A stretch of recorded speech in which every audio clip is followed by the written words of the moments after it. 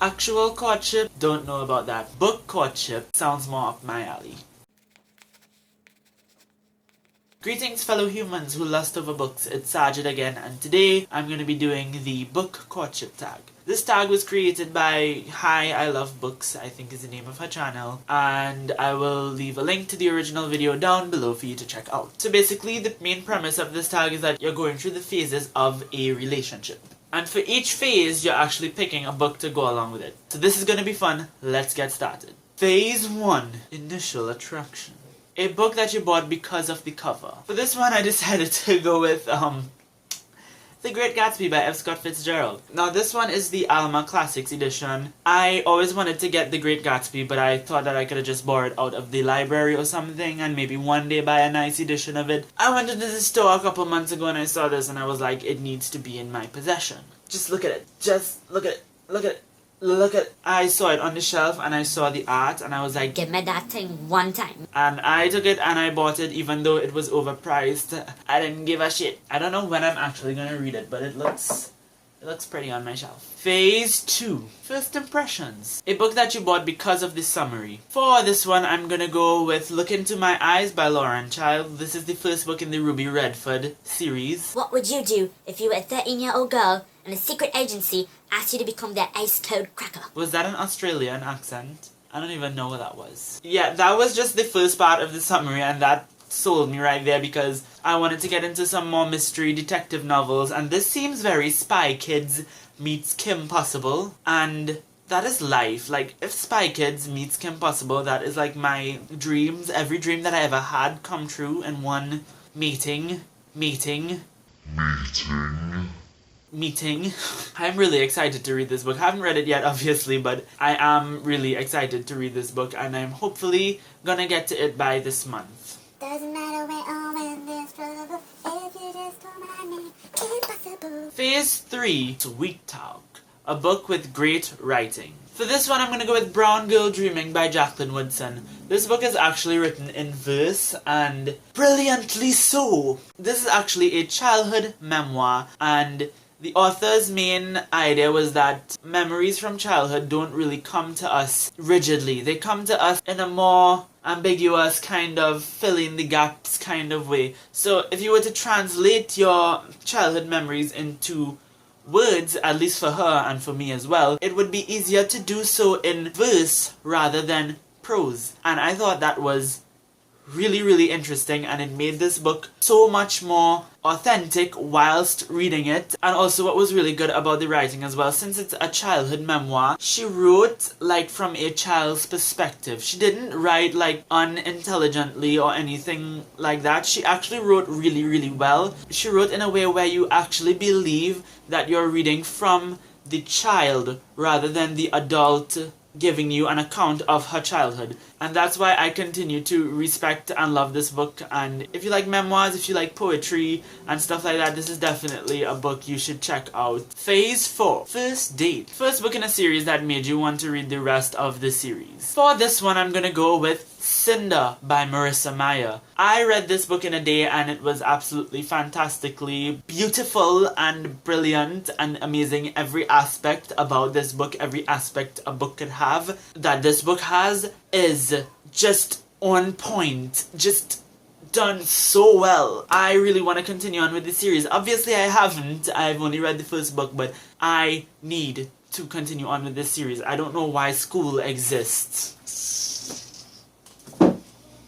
Phase 5, Late Night Phone Call. A book that kept you up all night. For this one, I'm gonna go with a book that I always talk about, and that is Written in the Stars by Aisha Saeed. This book I read from 9 o'clock in the night to sometime in the wee hours of the morning. It was the most amazing book ever. It was so suspenseful, so plot-driven, and intense emotionally, and like while I was reading this book, I was literally like,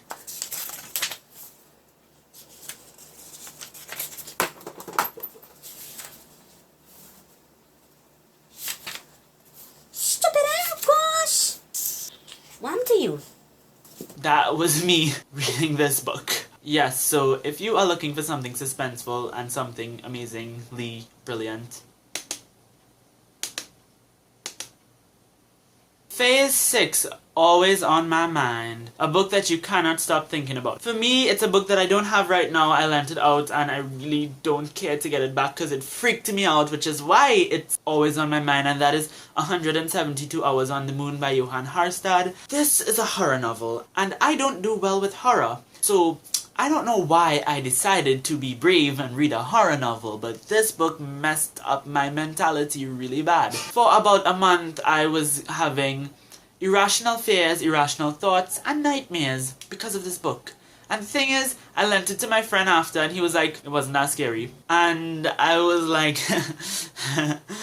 when they come for you. So yeah, it's a really fantastic book though. It was written so well, and it just made me keep reading. I did not want to stop reading because it was so interesting. The writing and the world building and the emotions and everything, it just tied together so well, and psychologically this book is very disturbing. The actual paranormal entity that's supposed to scare you wasn't actually what scared you. It was the way the book was composed, and I can't really put my finger on exactly what, but if you are looking for a good scare, if you like horror movies, if you want to read something horrifyingly terrible that took place on the moon, this is definitely your read, so go pick it up and check it out. And don't blame me when you start getting nightmares.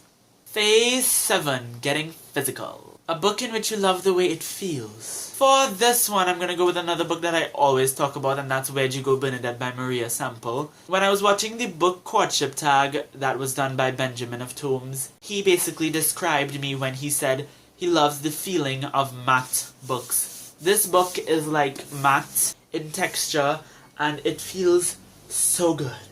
And the pages feel amazing, and it's floppy, like, you know, one of those floppy books where the spine doesn't bend, and it's so comfortable to read, and it smells better than most of my books, and it's beautiful, and it's just a great book by itself. Like, it could be a painful book to hold or touch, but the story itself was absolutely freaking fantastic. So highly recommend, by the way, this book is amazing. Phase 8, Meeting the Parent. A book that you would recommend to your friends and family. A book that I always recommend to everyone is We Were Liars by E. Lockhart. This is a very, very, very suspenseful suspense novel with a very, very, very, very twisty twist at the end. And I always recommend this to everyone because it's a relatively short read and it's very quick paced, and not everyone is a reader, not everyone likes to read, not everyone reads much. But this book, I feel as though as if anyone could read it, and almost everyone can be blown away by it. Although it could be a bit easy to guess the ending, but still, it is an absolutely fantastic book. And I will just take this opportunity to recommend it to all of you. If you guys have not read this book and you like suspense novels and you like very, very mysterious, vague novels and stuff like that, I definitely recommend that you pick this one up. Phase 9, Thinking About the Future. A book or series that you know you will reread many times in the future. Gee, I just can't think of anything. What book could I possibly, want to reread in the future? This is so hard.